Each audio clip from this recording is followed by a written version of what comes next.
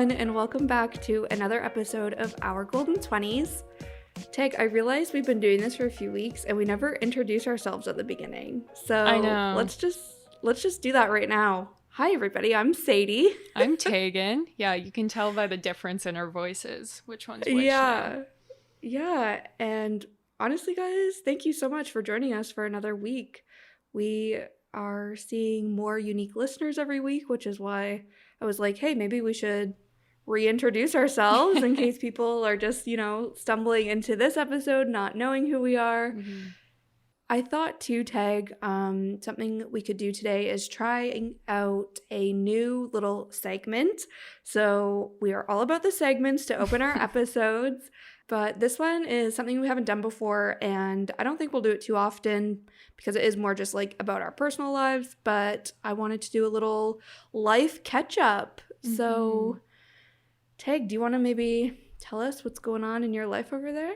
Yeah, so for those listeners who don't know, because I know a big chunk of our listeners are not into astrology, but last week was a full moon in Scorpio, which meant to basically look out for unexpected life updates, both good and bad. So there's sign of transformation, death, rebirth, and it's a key time for manifesting. So for me personally, I had some kind of life updates, both good and bad. But the main one I kind of wanted to talk about was I managed to get a vaccine appointment for my first dose of the COVID vaccine. Yay! So exciting. Yeah, for our American listeners or, any listeners outside of Canada, it's been tough here because you're probably listening and being like, what are you talking about? But it's been tough to find vaccines. I live in a hot spot. That's how, even though I'm younger, I managed to get one, live in a hot spot. So myself, my husband, and my brother who lives with us, we all went yesterday, got our vaccines. So that is so exciting. You're literally the first person under 50 that I know who has their vaccine. Oh, really? Yeah. I had some friends on Facebook I saw had gotten it, but yeah. It's so embarrassing how slow going things have been here in Ontario / Canada in general. So this is good. It's putting the hope back in me. So I was telling you, Teag, that I definitely ordered some new summer clothes. So, it was the same day you got your vaccine appointment. So I was like, okay, phew, there's actually a chance that I'll be able to wear these new summer clothes if we're starting to get vaccinated. Yeah, for sure. And I think, at the beginning of the vaccine rollout, Canada was doing very badly. But now I think we're in a good place. I think we're third after, the US and the UK. So things are, we are, that is definitely news things to are me. Coming together for Canada, which is awesome. Yeah, and this episode will be live May 11th, so mid-May, and we should be getting even more vaccines then, so hopefully we are all celebrating right alongside with you. Yeah. Tell us, can you, give us, maybe people already have their vaccines. Maybe people don't want to talk about this, but I'm just so curious, what the experience was like. Sure. You booked online, so was it refreshing the page a million times, pretending you're buying concert tickets? What was the situation like? Yeah, it was very similar to concert tickets. I managed to book my appointment on my third attempt, third location, third link I clicked. And with my second attempt, I had my health card ready. I was getting in, picking dates, and then it was just the website was crashing and I was losing out on appointments. By the time the third appointment link came up, we clicked on it and it said it was going to be a 48-minute wait just to go in and see if there were appointments available. But we were like, well, what else are we doing? So we sat on our phones. We had 4 phones going just to all try and get through. And then it ended up taking more an hour and a half for us to get through. Goodness. Yeah, this is no joke. If you want your vaccine, you got to fight for it. But so we managed to get through, and they had appointments for literally the day that we were booking. But we ended up booking for 2 days later just to make sure, like I was booking for 3 people. So I wanted to make sure we could all go at the same time because that just made sense. Mm-hmm. So yeah, we ended up booking for our Sunday, and we were in a hot spot. So they said you had to bring proof of address, which is really hard because my husband's driver's license has an old address on it. It's expired, but you can't get a new one because we're in a pandemic.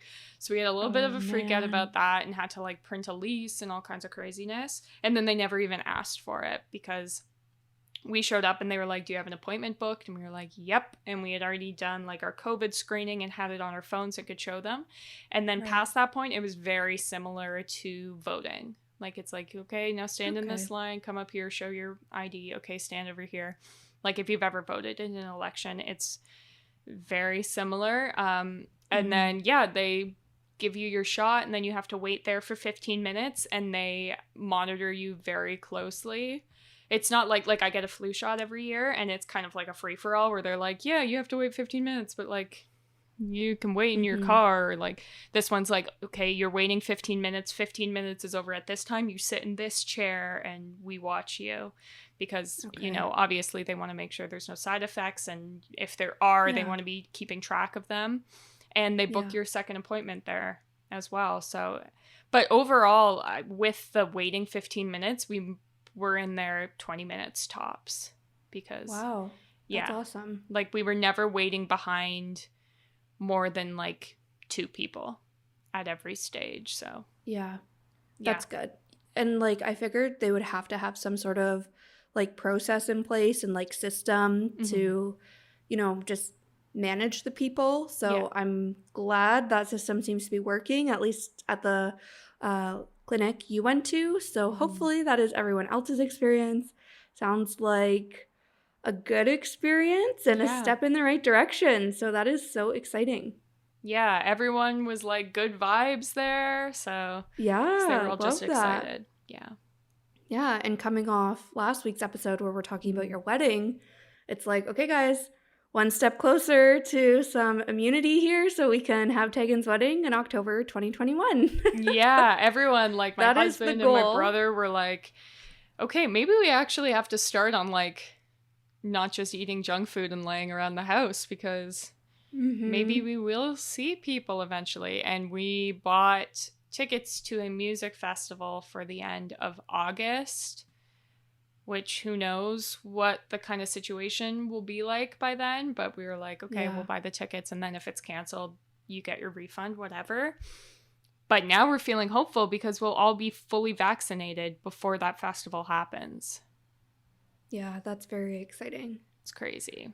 Yeah, we'll see how it goes. It sounds like another glow up challenge is needed. So yeah, desperately. But we'll make it for Tyrell and Duncan to cater it to their needs. Hot boy summer. Yeah, exactly. Yeah. So did you have any kind of unexpected life updates or transformations happening in your life, Sadie? Absolutely. So I love the fact you brought up the whole Scorpio full moon because it plays into my story so much. And I feel like people, if you've listened to past episodes, you're already kind of aware of one of my goals for this year. But I'm going to kind of start at the beginning of the story and try not to have this go on too long. And I guess by the time this episode goes out, the full moon might have been 2 weeks ago. So my story kind of starts 3 weeks ago at the very end of April. I took 2 days off work just because, and it was just kind of like my 2 mental health days before I got into May, which I already shared with you guys is my busiest time at work. So I took Friday and Monday off, so I had a 4-day weekend, and I had no plans because there's nothing to do, but I didn't even like go home to see my parents. Like I was just in my apartment doing my own thing, played a little Sims, which was the best. I haven't played Sims in so long. Cleaned my apartment, you know, I was just feeling good. And the following Monday was the Scorpio full moon. So during my time off, I was obviously scrolling Instagram and I kept seeing so much about the Scorpio full moon. First of all, I'm also a Scorpio. I mean, I'm like Libra Scorpio. So I already follow all these Scorpio accounts and stuff, and they all resonate so much with me. So when I was being served this content, I was like invested in it. So it was just, like generally speaking, what the Scorpio full moon is and how it affects everyone, which you said, Tag, it's like Scorpio is a sign of transformation, and it's also the sign of like death and rebirth. So like that's kind of what we're expected to come out of the Scorpio full moon. But for actual Scorpios and Tauruses, since this moon happened during Taurus season, we're going to feel the effects most. And one of the accounts I followed said, if you're a Scorpio, think back to your last birthday, so Scorpio season, and try to remember the intentions you set for yourself around that time and see if you're actually living them out. And see if they're still relevant. See if, you've fallen off the path a little bit. So I thought back to my birthday, and I don't know how much I've shared on the podcast with you guys, but I think enough where I set around my birthday that 2021 and this whole 25th year of my life was going to be my year of leveling up. And in that, was getting promoted. So I just thought about, a whole bunch of things that I set for myself, like goals I set for myself to level up, and how I really haven't made any progress on any of these things. Getting promoted, getting a pet, and getting my driver's license. Those are like the three big things that came to mind during my birthday to define my level up. So I was journaling around the Scorpio full moon because I was remembering how I set these intentions for myself, but I'm not currently working towards them, and I have kind of lost sight of them the past few months, the whole kind of year of 2021. So again, Tag, you said full moon, perfect time to manifest and journal. If you follow the moon cycles, you can get really into manifesting and like syncing up what you need to focus on and when based on the moon cycles. And your full moon is when you set kind of those like intentions and like big visions. So that's exactly what I did. And honestly, guys, like I really love astrology, but I'm not a follower of the moon cycles. I really don't know much about this stuff, but I'm interested in it. So I wrote in my journal how, okay, girl, time to get refocused. You might have lost sight of yourself a little bit. You might have lost sight of your goals, but time to refocus. These are the things you want out of 2021. So it's go time. So guys, I'm not kidding. I wrote that Monday night, knowing I was off all day Monday, and Monday night was the full moon. So I wrote that before I went to bed. I woke up, logged into work Tuesday. There were a few kind of like fishy things happening where I was just like, I don't know what's going on, but like whatever. I was off for 2 days, so I'm just catching up on things. Like my boss was just saying really weird things, and I was like, I don't know what's going on. And then I had my kind of catch up with him at noon, and he told me that I had been promoted. And I was like, are you kidding me? Because like, first of all, I was obviously so happy. I've shared with you guys that was a huge goal of mine on the work front. So it just felt so surreal because I was like, I literally wrote in my journal last night how I've lost sight of this and I just need to like keep pushing kind of thing. And I feel like the promotion was the closest in reach out of a pet and my driver's license. I thought the promotion was, next to happen. And then sure enough, it did. So obviously it doesn't always work that way. But I think and I don't know if it's because I journaled it, like I'm not saying manifesting's the end all be all, but it was just so ironic how it all played out, and it was just really amazing. So that is my news. I got promoted at work. Big goal of mine for the year. Yeah, that's amazing. Congratulations. Yeah, thank you. Sorry, I just like rambled after I said I wouldn't, but no, it's all good. I just couldn't believe it. And that's the whole I don't know. Like the fact I got promoted, it's been literally a year and a half of me pushing for this promotion for myself. Which I've been vocal about on past episodes, especially like our work-related topics. So I don't think anybody here is surprised that it eventually happened. It was just like the timing of it made it so special. I don't know. Yeah. It was like when I had lost sight of myself, and like I'm a very ambitious person, but I just felt very like stagnant, like I wasn't achieving goals. If you're still with us here, the universe was like, hey, Sadie, this is a little reminder of who you are. And I was just like, thank God. Yeah. Yeah. So, yeah, that That is is my awesome. little life lately update.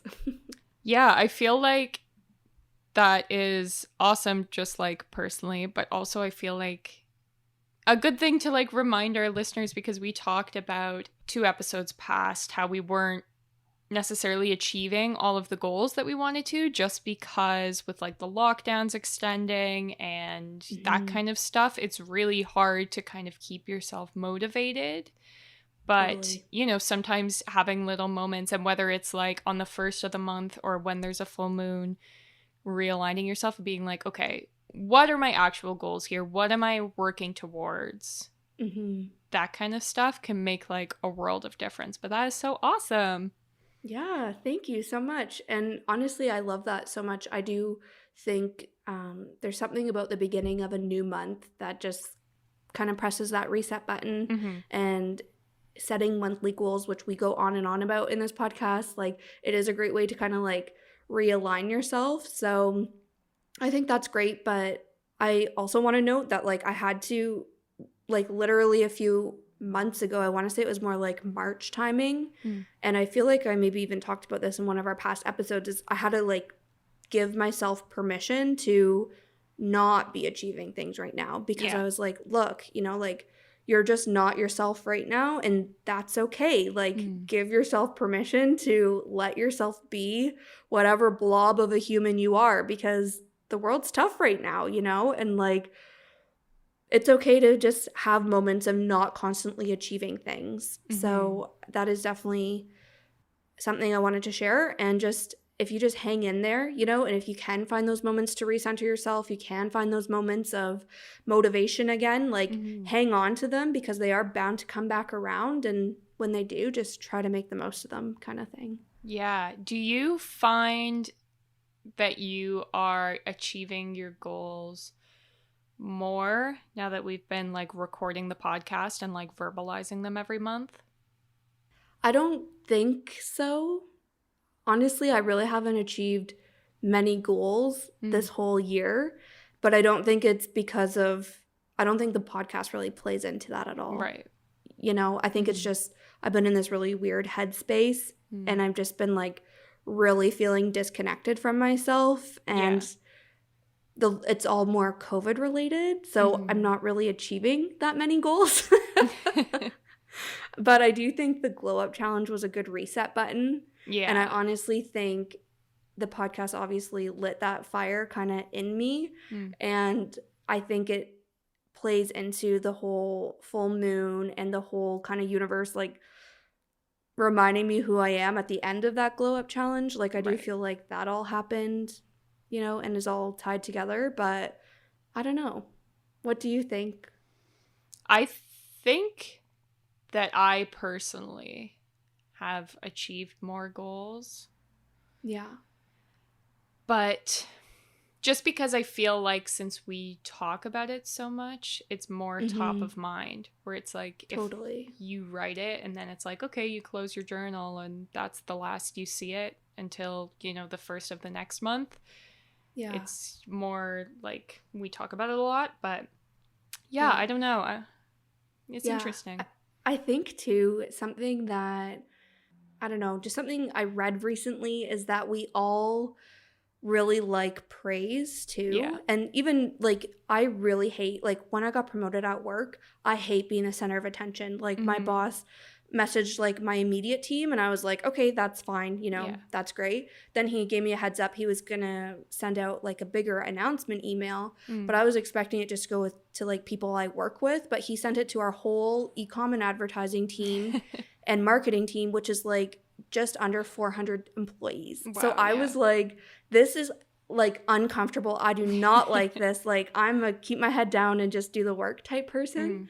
But there is part of us that likes to, first of all, accomplish things, but also just like be recognized for the accomplishments we do. Right. So I feel like Tag, even just us knowing we have this platform to come on here and be like, guys, I achieved this goal. Guys, this Mm-hmm. happened for me. I feel that too subconsciously like motivates us to work towards it, if we know Yeah. we're going to talk together or talk with each other at some point this week and we can celebrate together. So I also want to put that on our listeners' radar. If you guys are out there crushing your goals or chasing your goals, like send us a DM. You know, you guys show up and celebrate our wins or, you know, listen to our struggles every single week. But DM us because we want to hear and celebrate your wins. We want to, you know, like listen to your struggles if you're going through them. Like we definitely want this to be, we want to be here for you guys as much as you're here for us, if that makes sense. Yeah, absolutely. So past our first little like life update segment, our kind of overall topic for this week is advice that we would give to our younger selves, which is something that I struggle with a lot because I feel like I'm still my younger self. Totally. Yeah. Yes. So we asked you guys on Instagram. So again, please follow us on social media so we can have these two-way conversations with you through DM or whatever. But if you follow us and join our community on social, you also get like input into our episodes. So we asked our our followers/listeners, I guess, what they wanted to hear on the podcast in May. And a lot of people, the majority of people answered self-care related topics. So Teagan and I were like, okay, like kind of in my opinion, all of our chats relate back to self-care somehow. Like if we're talking skincare, we tie, like we're not just talking about looking pretty, you know, we tie it into how this is a moment of care for yourself every day or, you know, whatever else. Yeah.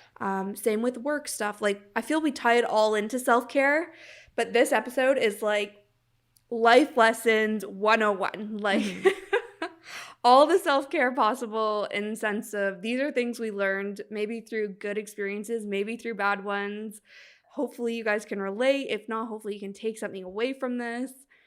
Tag, I feel like I was writing some notes for this episode and it kind of spiraled out of advice to my younger self to just like things I learned along the way and I want to share with other people. So it might be a little bit of a two-prong approach here, but I am very excited for this one. So everybody grab your coffee, your red wine, your bubbly sparkling water, because we know we love that here on Our Golden 20s. Yep, please sponsor us. But yeah, cozy up because I feel like this is going to be some really good life chats. Yeah, so did you want to start with work? Because obviously we've said before, work is a big priority for both of us as far as like what we spend our time on. So as far as work goes, what kind of advice would you give your younger self? For sure. So I just had the realization that I graduated from college 5 years ago, which is absolutely insane. That means I've been a working woman for 5 years and working full-time in my industry, which I feel so lucky to be doing and lucky to say. But truthfully, it took a lot of hard work as well.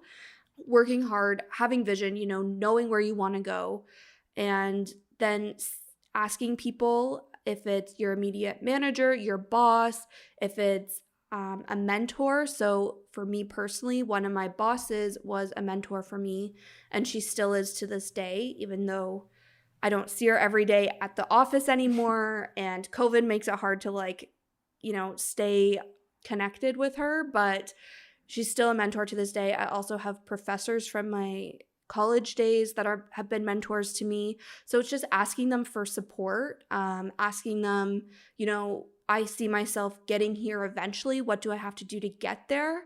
And then you putting in the work, obviously, to do that, but also internally. So if you're working at a corporate company, and this is again tying back to the whole promotion thing, you need to do the work, but then you also need to make sure people are recognizing your work. People know you have vision. They know what your goals are. And then chances are, if you're showing that you want to grow within the company or within your role, your manager is 100% going to support you and help you get to where you want to go. If they're a good manager. Yeah, hopefully, yes. And if they're not, then girl, bye. You out of there. Exactly. What are you thinking on work, Tag? My main kind of thought was to ask questions, just because I'm a shy person, especially when I'm in a new kind of environment. So if you're starting a new job and you're like, none of this stuff is making sense, like, ask questions. Ask your Mm-hmm. boss, ask your coworkers. And because there have been situations where I've been like, why are we doing this way? That doesn't seem to make sense. And they're like, oh my gosh, you're totally right. We appreciate you, pointing out that Yeah. made no sense, Or if you're asking, why are we doing it this way, someone then explains it to you and you're like, oh, okay, yeah. Like, your workplace should be a place where you're all working for the same team and you're all trying Yeah. to achieve the same goal. So you should be able to kind of like collaborate and ask questions freely, especially like I work in a creative field. So being able to be like, can you look at my work? What do you think? And having Mm-hmm. the people around you that you can trust to actually give like a smart opinion. But it takes courage to be like, hey, what's going on? Hey, will you look at this? Yeah. You have to kind of reach outside your comfort zone. But I feel like that makes a huge difference in your day-to-day work life. Totally. I love that so much. And it's honestly, I feel like we can bring that into so much outside of work as well. Like Mm. just life in general. Like it's the simple saying, you don't get what you don't ask for kind of Yeah. thing. Where if you want something, just like ask for it or ask about it, Yeah. and figure out next steps from there kind of thing. It's really Mm-hmm. not that complicated, but we get so in our heads about things and overcomplicate it.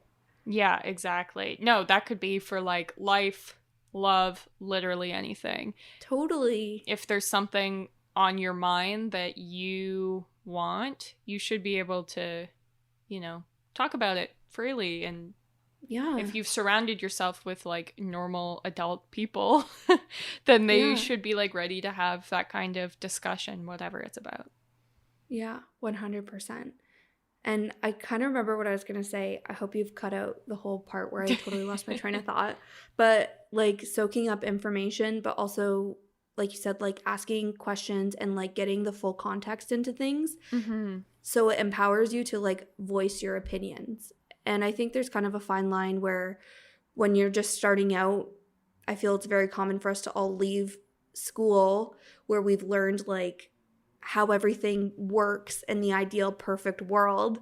And then you get into the real world and you're like, okay, this isn't quite what I learned in school, reality check a little bit. So there's a fine line where you don't want to go into the workplace thinking you know everything. But if you're working hard, soaking up everything around you, you're asking those questions, eventually you're going to be able to form your opinions and give them when you're asked questions as well. And I think that gets people a long way too, or a far way too. Yeah, definitely. So outside of work, what about just like life in general? Oh gosh, I have so many. I could just like talk about this forever. Okay, so number one thing that comes to mind is, and this is definitely advice to my younger self, is to surround yourself with good, like-minded people.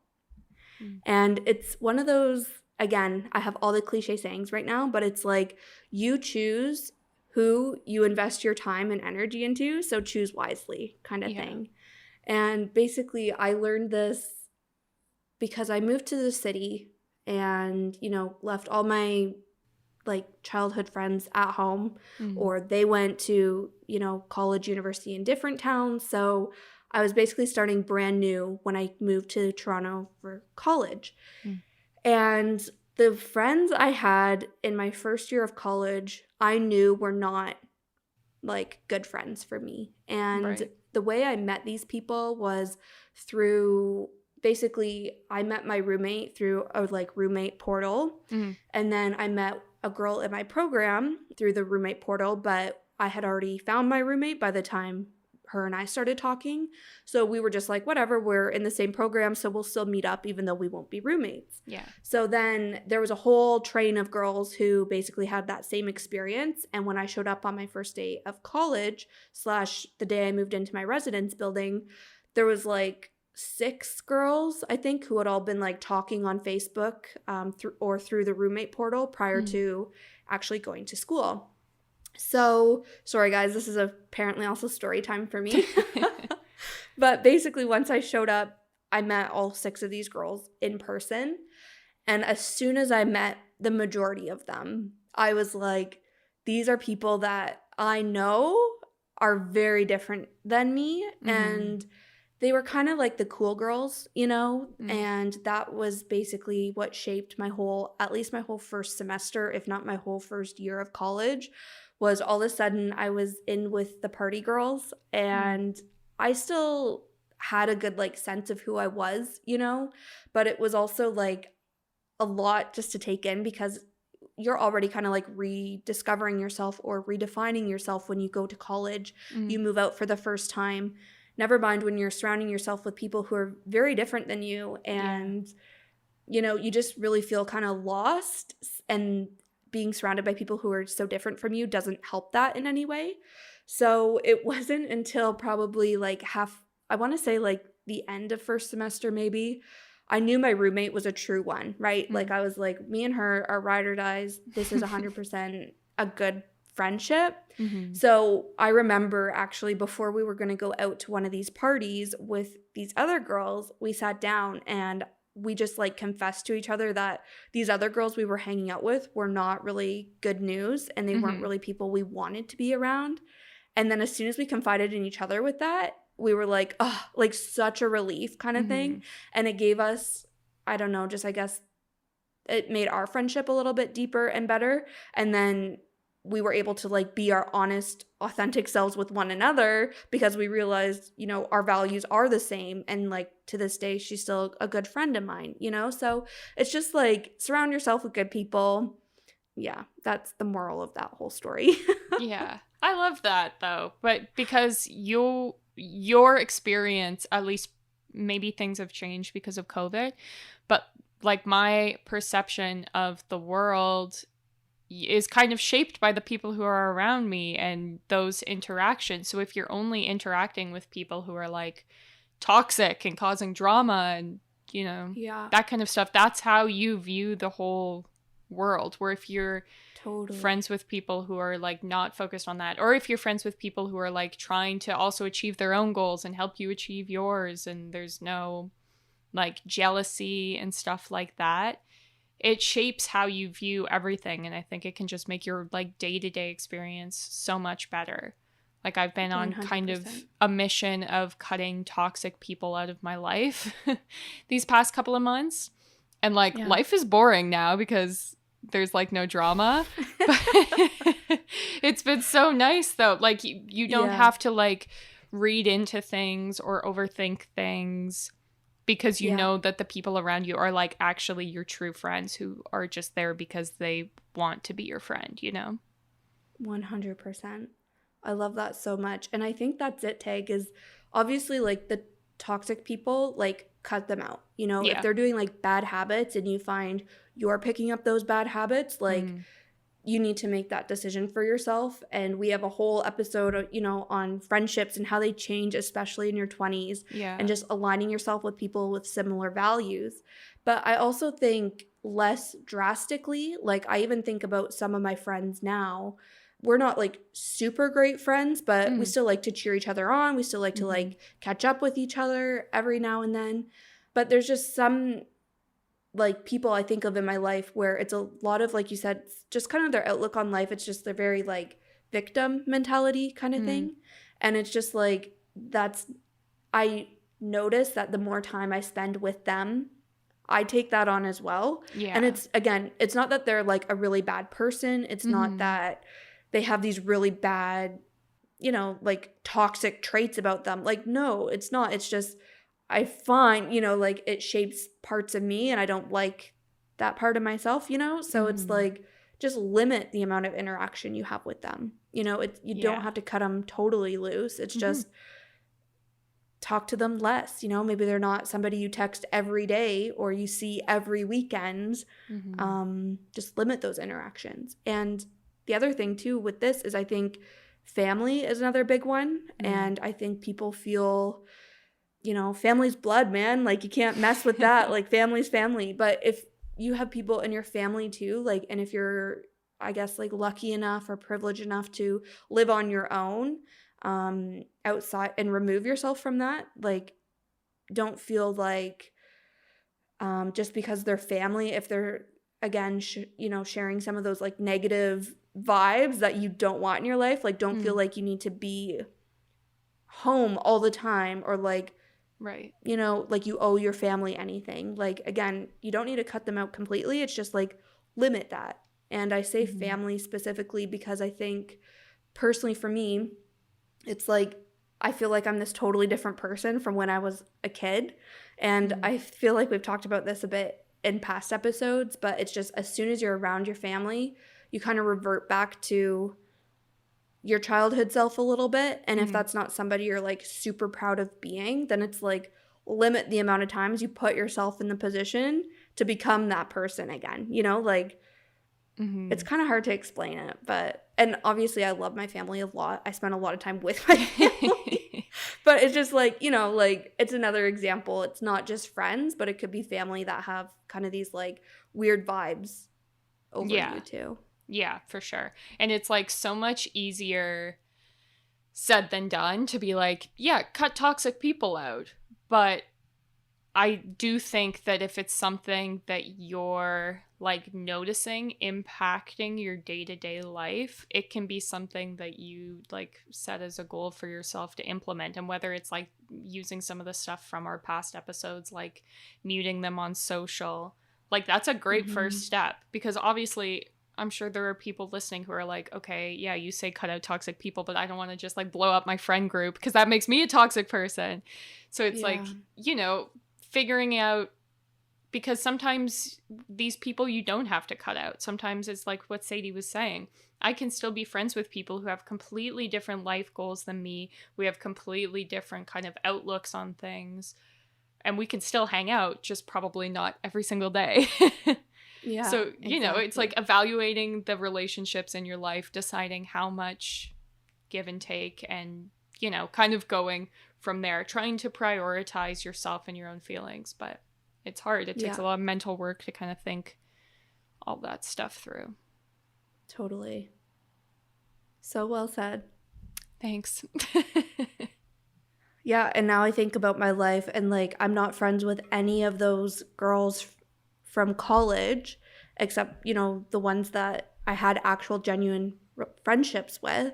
And now the friends that I have in my life are all super ambitious people. They are all like setting monthly goals, chasing their monthly goals, you know, like cheering each other on. And I'm like, yes, like this is what I wanted. I can't imagine if I had stayed friends with those party girls all these years later. You know, my life would look totally different. Yeah, that's true. Like, I think about my first job. I was the youngest person there by a lot. So I was 21, and most of the people that I was working with were in their late 20s, but most were in their 30s. And I remember having the realization of like, I don't even want to live my 20s like how you're living your 30s. So I don't think that our like life paths are aligned at all. And then, sure enough, when I don't work at that place, like, we're not friends anymore. But it's like, I could have seen that coming from a mile away, because we were just different people who wanted different things. And that's totally fine. Yeah, totally. Yeah. Cool. Okay, kind of on the topic of like surrounding yourself with people who let you just be your most authentic self. The other thing I've learned along the way that I totally want to talk about in this episode, I've had this like lingering thought, but I just haven't like known how to tie it into a podcast episode. But it is the power of having an alter ego.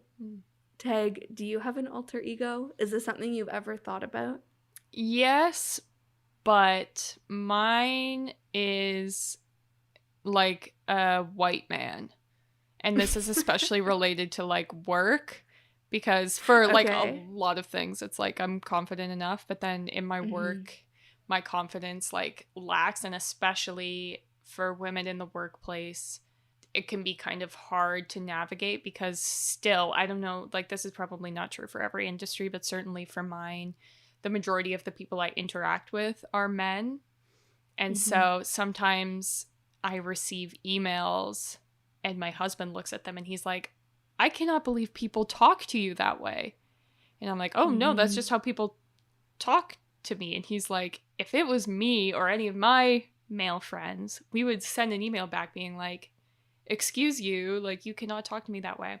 So every once in a while I need like a reminder to be like, okay, no, I'm stepping into my like straight white man role right now and being like, you cannot treat me this way, because a lot of women get, you know, walked all over.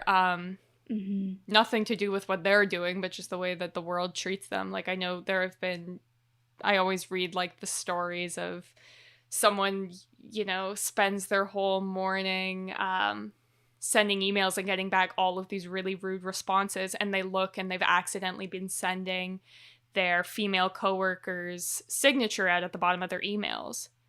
And they're like, oh my God, is this how people talk to you? And they're like, oh yeah, that's, you know, that's life. Geez. But so sometimes I just need that little reminder to like stick up for myself and my ideas. But yeah. Okay, first of all, I love and obviously hate that story all at the same time because it is so tough being a working woman.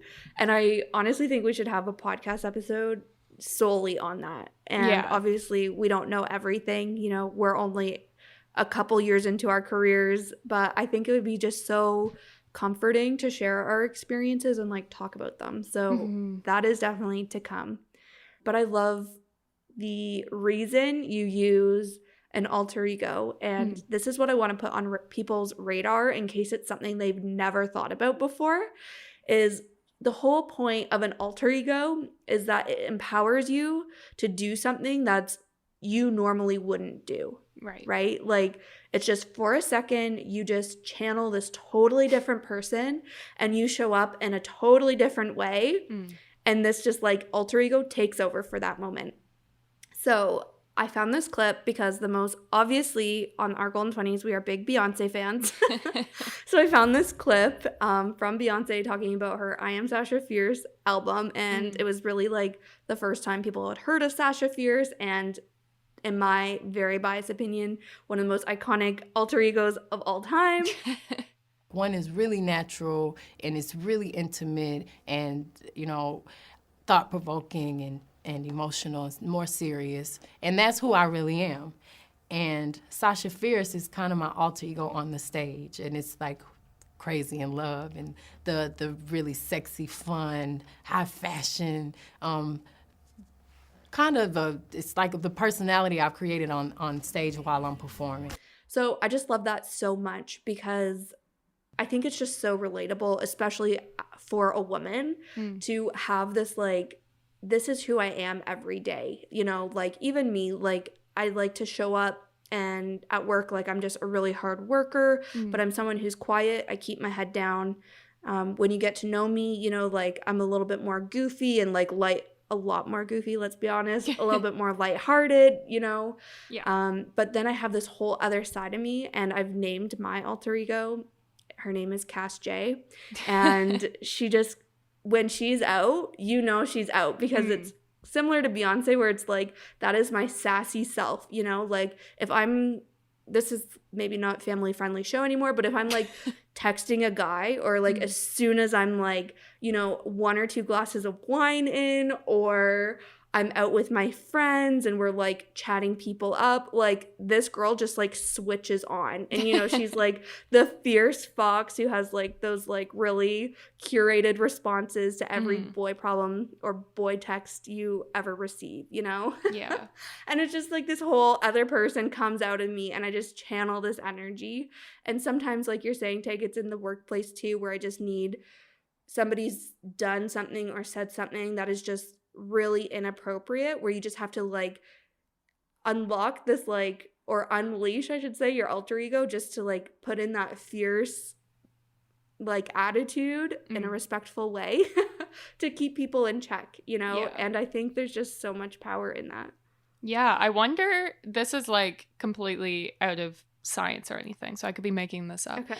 But I wonder if women are so like attracted to this idea because we have less like role models and mentors. Like in my work experience, which is just my work experience, so maybe it's not true, a lot of the people in power are men, and so it's hard to find like the women out there killing it. And then especially like in movies and TV shows, like, you know, I grew up and there were not a lot of working women in that kind of setting. So I wonder if it's like, you know what, I don't have this role model in my workplace right now, I'm going to be my own damn role model.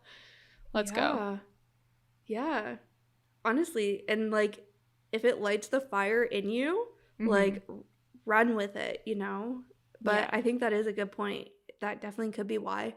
And I also think too, it's just so funny because like we literally have the power to like change who we are whenever we want. You know, we can literally be anything we want to be. We can do anything we want to do, but we just get so, we're like creatures of habits where we get stuck in our ways doing things a certain way, so it's hard to change.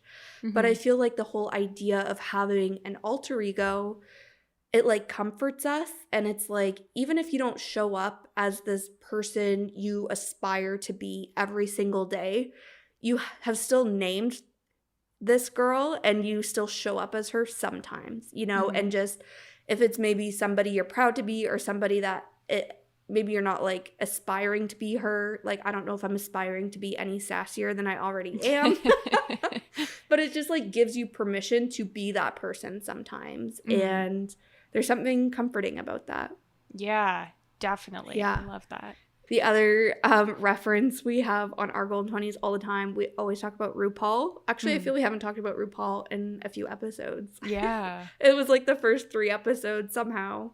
RuPaul got mixed into the conversation. But I think the whole idea of drag queens is another way for you to like visualize alter egos and just like the power of them. Because if you watch Drag Race or, you know, are aware of drag queens at all, it's like literally this transformation where they could be this really timid, quiet guy, and then all of a sudden, you know, their makeup's done, they have this amazing big hair on, this amazing outfit and costume, and they are all of a sudden the sassiest, funniest drag queen, or this comedy, you know, like stand-up comic. Like, it's just literally a transformation from who they are in the day-to-day, but they get themselves made up to unleash this alter ego, and they're this totally different person. It's interesting too because RuPaul says that he doesn't change his voice, whether he's like boy RuPaul or girl RuPaul. And yet, he's like, everyone thinks I'm like this high-pitched, sassy, like going off queen. And he's like, I just talk the same as I do when I'm a boy. Like, it's just that like when I walk in the room, all eyes are on me when I'm in drag, and I am feeling that confidence, and they perceive it as me being like this killer queen out there. And he's like, this is just me all the time, but sometimes you just have to like look the part and people believe you. Yeah. So one other thing that I kind of wanted to talk about as far as like advice to my younger self would be to start taking care of yourself as soon as possible.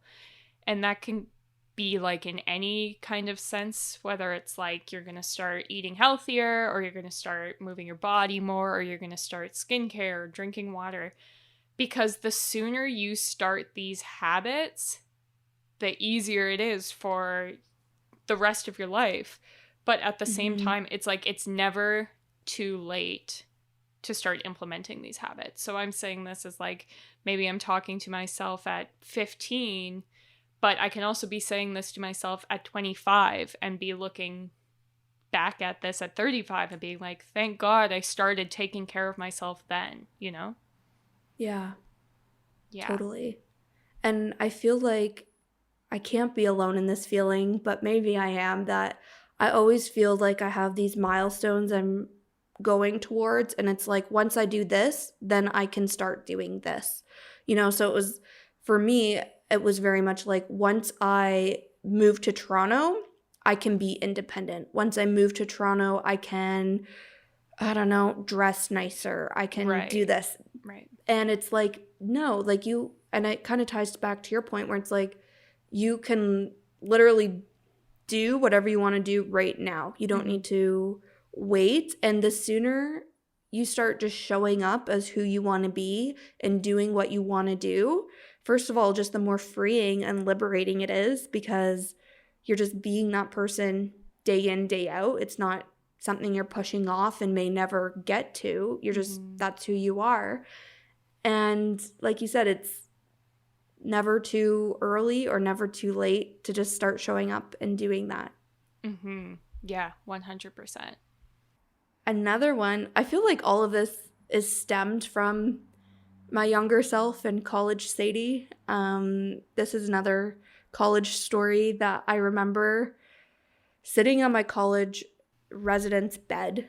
And I remember opening my bank account because I was literally obsessed with my bank account when I was in college. Like, it was like this like weird thing where I would have to check it like literally at least like 2 or 3 times a day. Wow. And I think it was because it was the first time I was financially like independent. So I just needed to make sure I knew how much money I had, where that money was going, that I, you know, could live, I could get groceries. I don't know what it was. It was probably not healthy thinking back on it.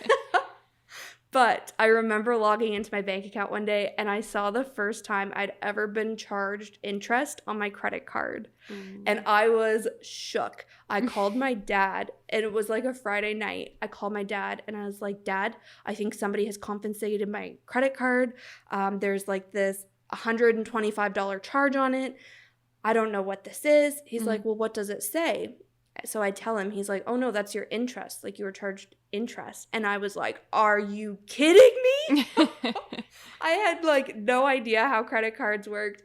And ever since that day, I have vowed to myself that credit card debt is bad and I will never let it get me. So I think everybody knows at this point, I love to shop.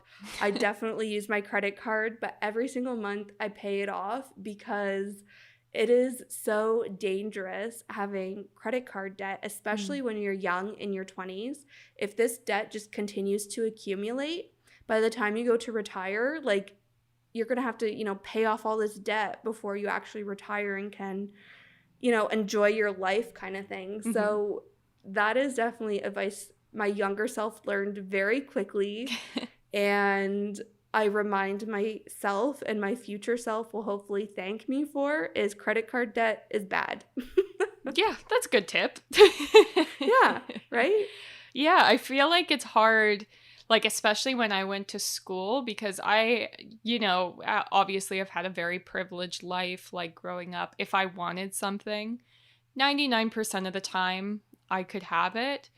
But going to university, which is a huge, extravagant expense, and a lot of families cannot afford that. I remember showing up and seeing the people in residence and being like, these people are on a whole nother level than me, because they were like, they did not have their own credit cards. They had their parents' credit cards. So then they would buy like an extra TV for their room, and they all had cars and, you know, that kind of stuff, because it is so insanely expensive to send your children to university. So you obviously have to be very privileged just to get your kids there. And so it's so hard, I feel like, especially when you're going out on your own. Like, we come from the same small town, and I felt like a lot of people were kind of on the same privilege level here or there. But then it's like when you're out with people who have seemingly unlimited money, it can be really hard to have that self-control. And I remember like moving to Toronto, another place where it's really expensive to live, and going to my first job, and everyone there is wearing like Gucci and, you know, crazy stuff that obviously me at 21 could not afford. And I knew their salaries, so they could not just afford it on their salaries either. But so you kind of need to know your own limitations, have your self-control, and figure out the kind of things that you want to spend your hard-earned money on. Totally. But it's hard. Yeah. And I think it goes back, though, to our other point. If you're around people who constantly make you feel like you're less than them because you don't wear designer brands, you don't have a designer purse, like, are those really the people you want to be surrounding yourself with, you know? And I think, Tig, like, there is also a point where, especially when you're just kind of starting out, I remember same thing when I worked at Anthropologie. I could not afford the clothes at Anthro for my shifts, my first like year of working there. Even though we got a discount, it was like I was second year college, couldn't afford that.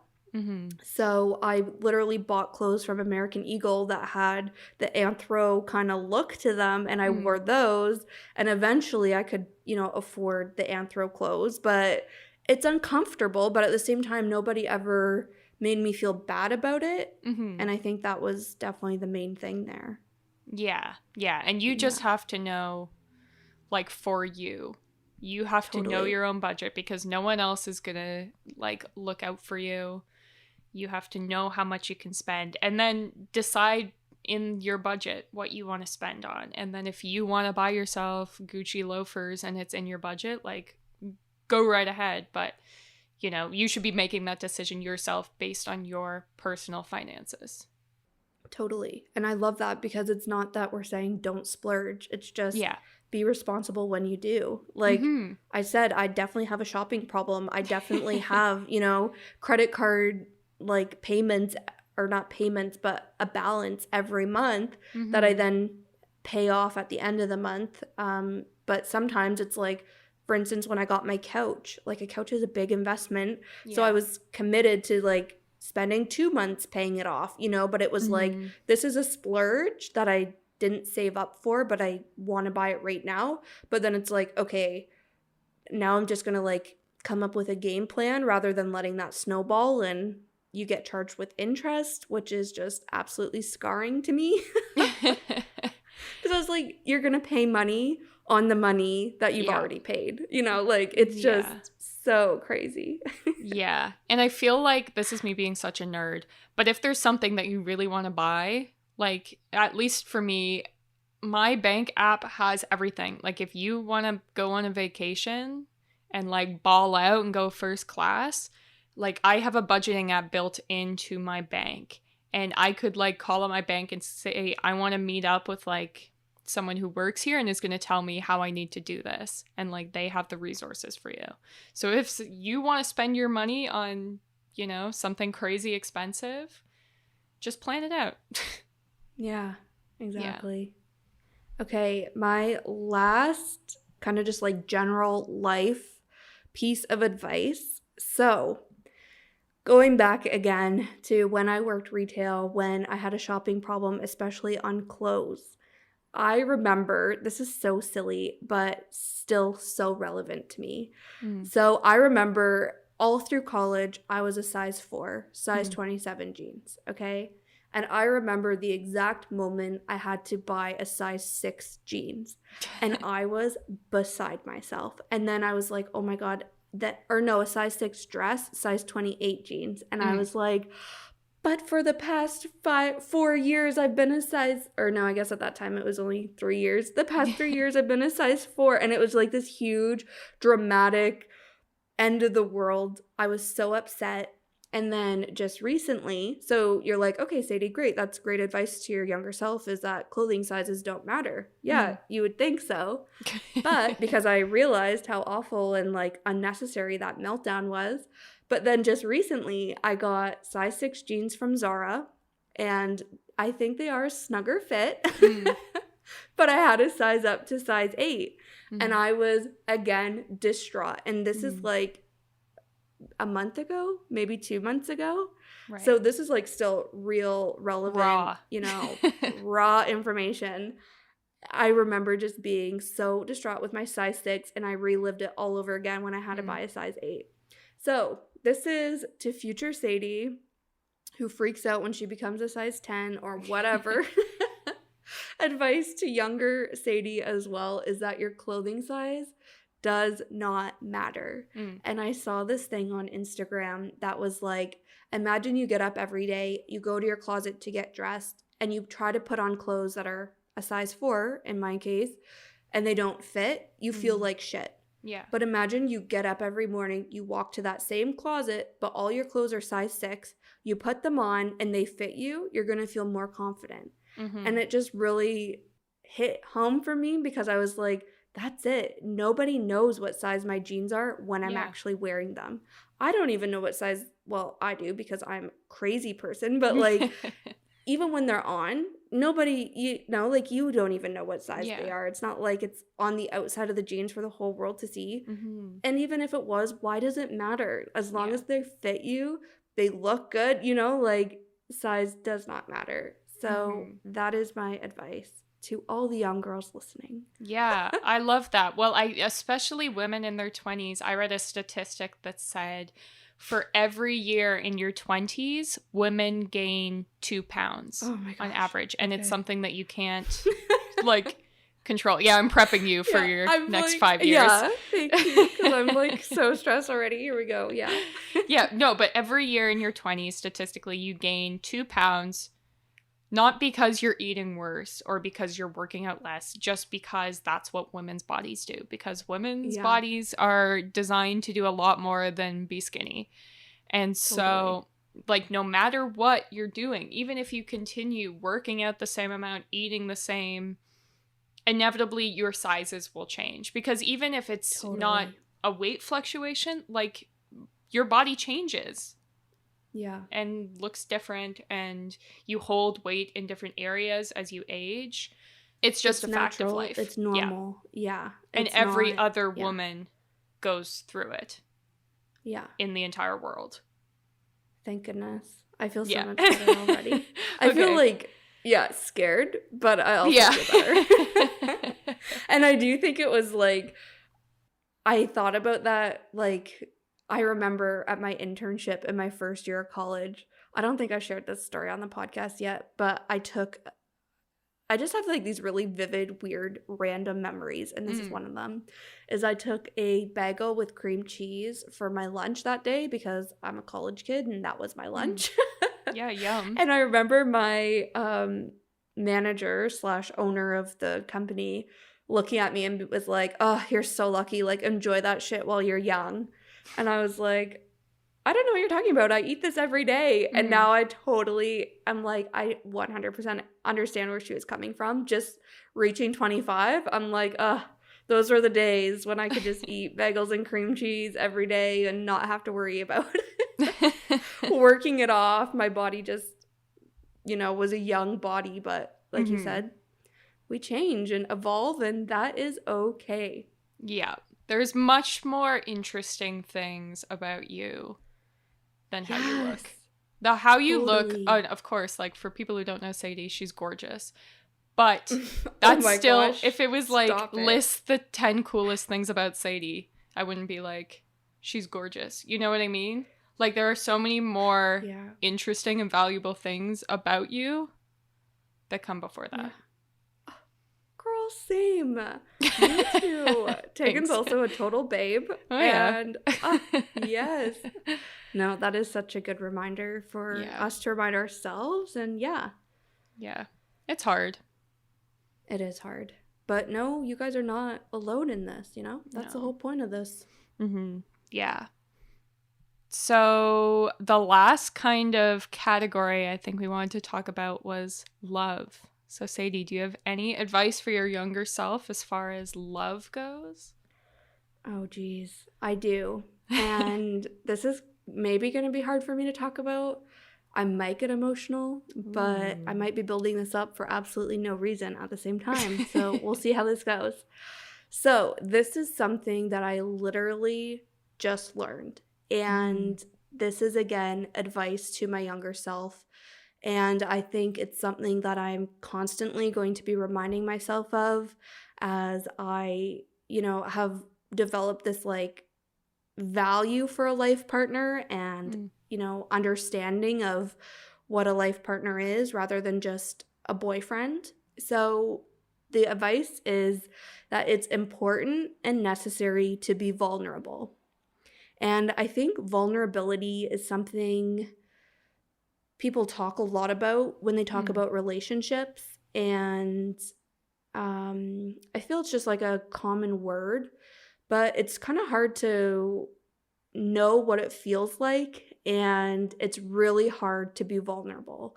And I think that's why, honestly, I've never been vulnerable with somebody. And I think it's so ironic that I'm saying that. And I feel people are like, I don't know if I believe this girl, because I literally come on this podcast once a week and spill my heart and soul to whoever is listening. The whole world could literally listen in on this. But when it comes to like one-on-one relationships and like one-on-one getting to know someone in like a super intimate way, I have never ever let my guard down and been vulnerable. And I think it's like really scary to be vulnerable.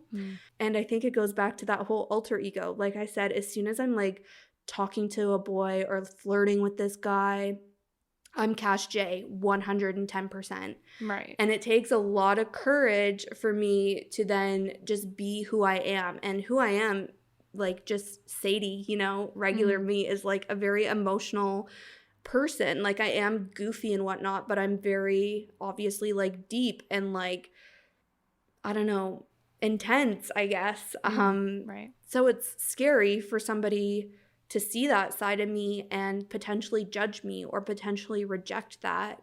But it's so necessary, because I think back, this is me being vulnerable right now, is I think back on, you know, I've never had a serious boyfriend, and why could that be? And I think it's because I've never been vulnerable. And I think that is such a downside and something I wish I had realized earlier, so that when I am talking to people, I know it's scary, but you have to be vulnerable in order to grow. Because right now I'm feeling very limited in my, you know, kind of love life and the growth there. So I think it all ties back to being vulnerable. Yeah, I agree 100%. Yeah. Yeah, like I feel like even obviously like Tyrell and I are married, but even early in our relationship, having like the realization of like, this guy knows the most embarrassing stuff about me. And if we break up, it will be devastating, because he will know all of this embarrassing information. But at the same time, I knew the same amount of embarrassing stuff about him, you know? And it's like the risk, like you have to kind of dive in head first, hoping that it works out. And that, you know, they're not going to reject who you are. But at the same time, like, it's a risk and you don't know. Yeah. And I think I also have this like obsession over greatness. And anybody who knows me knows, like, that's why I set goals. That's why I'm constantly like trying to empower other people, is because I really believe we all can be great, but just it's scary to be great, and it's scary to be vulnerable, because when you're vulnerable, like you said, Tag, you're just like opening up, you know, like a really risky side of things, but you have to take risks in order to unlock your greatness. And it's tough. Again, like you said earlier, it takes courage, but the payoff could be really worth it. And, you know, it could just take you to a whole new version of yourself that you didn't even know was possible. And I think that's, you know, worth the risk. Yeah, I feel like this is something we had talked about maybe doing a whole episode on, but there is 100% this kind of myth surrounding the idea of like the perfect boyfriend or the perfect girlfriend. That there is not this standard anywhere else in your life. Like if you are working a job that's only, you know, 75% working out, but there's still 25% that you're like, okay, something's not working here, I need to work on. That's totally normal. Same with friends. Like Sadie and I are friends, but I'm sure there are times when she's like, okay, Tegan's doing this thing that's annoying the hell out of me. It's not like, okay, I guess you and Tegan can't be friends anymore. But for some reason, it's like there's this standard where it's like you have to find the perfect boyfriend who fits you exactly with no flaws and you complement each other perfectly. When it's like, okay, well then you will never find anyone because that person doesn't exist. And a relationship whether it's a friendship or dating, you have to work on it because everyone's just like a person. And like Tyrell and I have fought about a billion different things, and some things are like tiny and stupid, but other things like we see very differently, very large things. But it's like, if we decide, okay, it's worth it, then you work through those. But for some reason, I feel like in society, probably just because of like rom-coms and stuff, but there's the idea that like the moment you see this guy, you're like, yes, that is the love of my life. And you never ever have a fight, and it's perfect. And if you have a fight, ooh, red flags, might have to break up, you know? When I don't think that's true at all. Yeah. And I think that's actually really great advice for our younger selves or for our younger listeners. Is he doesn't exist, you know? Like you need to, like you can't have this list in your head that this guy needs to tick every box, because again, that is 100% what I had going on for me. And like you said, Tag, it just, I never found it. Therefore, never been in a relationship, you know? Right. So I have that going for me. Plus the fact I've never been vulnerable with someone. Like, it's no wonder I'm still single, you know? Right. Yeah. It's hard because, like, I know for women too, I know men are attracted to women based off looks, like, initially. So if you're in, like, a crowded bar, their, like, first person is based off of looks. Whereas women, it's actually, like, talking to men. Intellectual. Yeah. And that's just, like, on a biological level for whatever reason. But so that's why sometimes if you're set up like, my dream guy is 6 foot with dark hair and brown eyes, like you're already setting yourself up for failure, because by the time you maybe talk to this guy, you're not connecting at all, and there's someone who's not even on your radar that would be perfect for you, you know, like you never know. And you don't, and I think in that situation, you don't view yourself as the problem, you view the guy as the problem. Yeah. Where it's like, no, it's literally you and your list, you know, like rejig that rather than just canceling out this guy and trying to find a different one. Like, yeah. And definitely. I think too, like, kind of going back to this whole like idea of being great, just being vulnerable really helps you live a fulfilled life. And I think this is even with your friends, you know, with your family. Like, if you're in a position where you can just be your true, authentic self, obviously those relationships are just so much deeper and more solid, and therefore makes you feel or live a more fulfilled life. And it's literally, I'm going to take this back to like grade 11, grade 12 sociology, psychology, whatever that class was, social sciences, is like when you think about like Maslow's hierarchy of needs, love and belonging is literally one of those. So that's, you know, your relationships with romantic partners, but also, you know, with your friendships and whatnot. And in order, I feel, to really achieve this or to actually have this need in your life, you have to be vulnerable. Okay, I got through it without crying. That's good. That's pretty good. I definitely thought I might cry, but I didn't. That's just being vulnerable with actually, yeah. And before we move too much from the vulnerability, or move on from the vulnerability part, I think that's another reason why I come on this podcast and I preach about how everybody can benefit talking to a therapist. Yet I haven't talked to a therapist myself. It's because when you talk to a therapist, you're 100% being vulnerable, or in order to get the most out of it, you're being vulnerable. And that's very hard for me to do. So I'm like, I know I can benefit from this. I know I should do it. I know I can do it. But I think that's what's standing in my way. So it's just now fighting that and just going through it, knowing that can just, like I said, help me be great. So live a fulfilled life. See, I feel like I'm the opposite, where I am like 100% vulnerable if someone asks me, but I assume that no one is interested or cares. So I just never open up. So like if someone, like Tyrell or you or my therapist is like, so tell me about this. I'm like, blah, blah, blah, blah, blah, blah, blah. Yeah. And she's always like, and who else do you talk to about this? And I'm like, no one, because who would care? And she's like, your friends, your family. And I'm like, probably not. She's like, no, I think they would, you crazy lady. So yeah, you just need to be like prompted to talk about things. Yeah, because I assume no one's interested. Tag, I'm always interested. If Yeah, there's that's why I anything you started a should know about me, podcast. yeah, I'm down to talk about literally anything. Yeah, no, it's just interesting. So funny. We're the opposites, Yeah. but Yeah, totally. yeah. Okay, cool. Look at us doing some self soul searching here. Love this. Yeah. So is that So where good. you kind of want to leave it? Like, do you have any last words for our listeners? Honestly, I think this sums it up. These are obviously just like some of the many things I've learned. And like I said, learned some of it through bad experiences, learned some of it through really good experiences. And I think just the final thought for me is that, yes, you're going to have good days, you're going to have bad days. But no matter what, you're learning something out of the experience and you are going to end up exactly where you're meant to end up.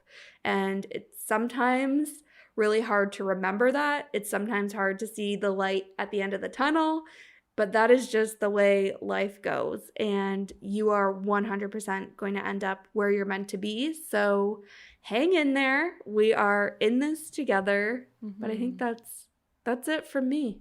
Yeah, I just have like one more thing I wanted to add, which is something I try to tell myself, but I'm not always successful. But if it won't matter in 5 years, don't spend more than 5 minutes stressing about it. And Ooh, yeah, I feel like I that's so definitely need to hear that like in relation to work, because I obviously take it seriously. But then it's like, do you think in 5 years you're going to be stressing about like this email this client sent about this project that you're not even going to remember exists? Probably not, but exactly. yeah, so that's a good reminder. And that these things that like we tell our younger selves, we're still telling ourselves now, like day to day. Like as much as it's like, yeah, 20-year-old Teagan, here's what we learned. It's like these are still reminders that, there are bad days and there's still going to be light at the end of the tunnel, and you have to be vulnerable, and sometimes you have to cut out toxic people. So yeah, exactly. Like these life lessons most days are just my daily mantras. Yeah. Like, like just in a certain situation, I'm like, okay, this is, the mantra I'm channeling into this. And if it's, you're going to end up where you're meant to be. If it's a reminder to be vulnerable, like this is not a one and done. I think that is so good to say, Tag. Like, this is something we're still learning. Obviously, we don't have all the answers. We don't know it all. But this is what we have learned so far. We wanted to share with you and remind ourselves moving forward. Yeah, amazing. So I think that's where we're going to leave it. If you want to find us on any social, we're at Our Golden 20s. We're on Instagram, Facebook. We have a Pinterest board with like a ton of ideas. We have a Spotify account that has a bunch of fun playlists. And on top of that, we have a Patreon. If you want to support the podcast, get the episodes early and some additional content, you can support us there. We put out a new episode every single Tuesday, so make sure you are following us and subscribe so that you see when our new episodes dropped. And thanks for tuning in. See you next Tuesday.